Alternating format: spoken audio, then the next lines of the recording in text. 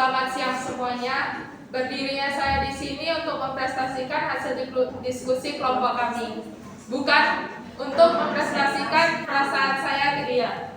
Yang akan dipresentasikan pertama oleh Stefani. Kekuasaan negara atas kekayaan alam dalam wilayah negara Republik Indonesia. UUD RI tahun 1945 mengatur pihak yang berhak menguasai kekayaan alam Indonesia.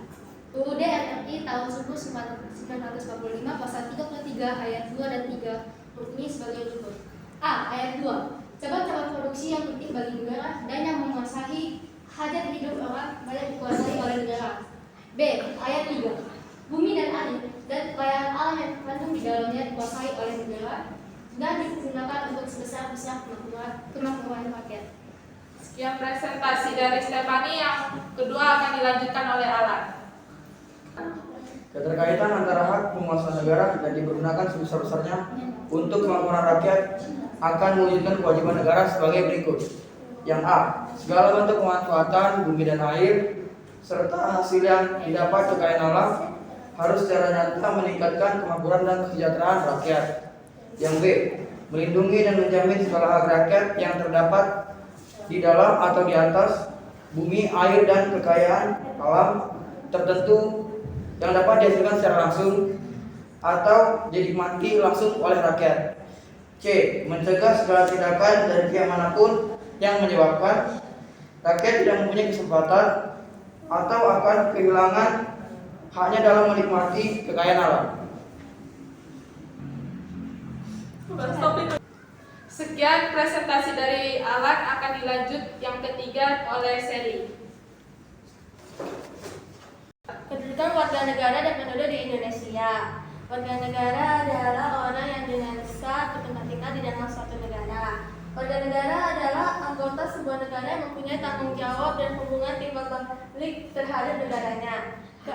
Anggota negara sebagai warga negara disebut sebagai kewarganegaraan. Kewarganegaraan dalam arti yuridis ditandai dengan adanya ikatan hukum antara orang-orang dan negara. Sedangkan kewarganegaraan dalam arti sosiologis ditandai bukan dengan ikatan hukum melainkan dengan ikatan emosional. Sekian dari presentasi Sally. Yang keempat akan dilanjutkan oleh Juliani.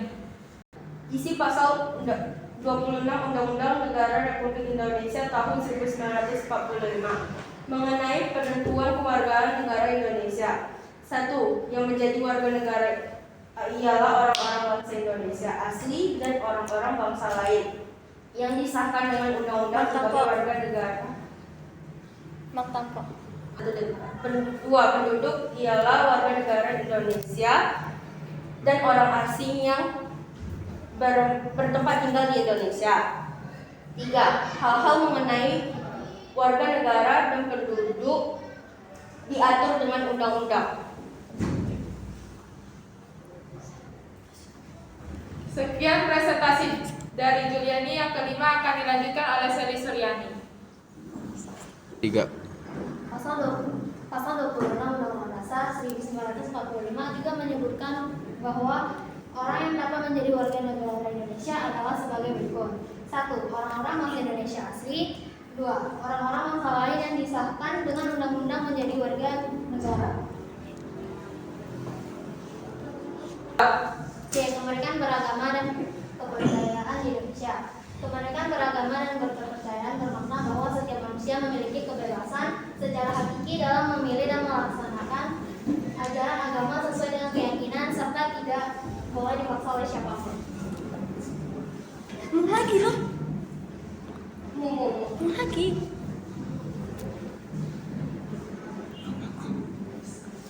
Sekian presentasi dari Sally Suryani. Yang keenam akan dilanjutkan oleh Ricky. 3. Ciri khas kepribadian bangsa Indonesia adalah dianutnya kepercayaan oleh Tuhan Yang Maha Esa. Lalu toleransi atau umat beragama telah diajarkan dan tertanam dalam nilai-nilai yang ada pada Pancasila.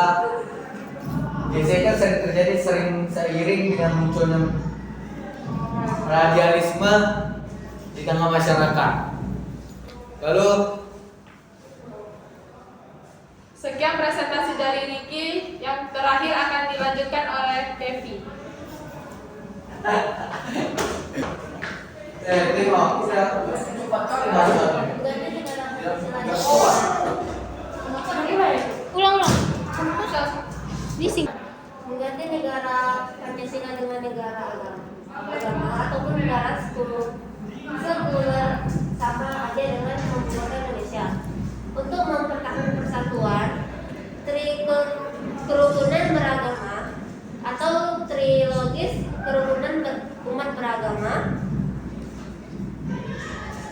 yaitu 3 prinsip dasar aturan yang dapat dijadikan landasan toleransi antar umat beragama di Indonesia.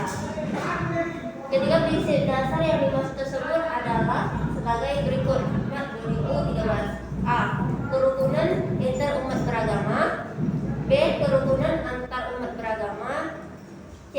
Kerukunan antara umat beragama dan pemerintahan. Sekian presentasi dari kelompok kami pamit undur diri karena kalau maju sayanya yang gengsi dan dianya yang cuek, cuci tangan sampai bersih. Sekian dan terima kasih. Asik.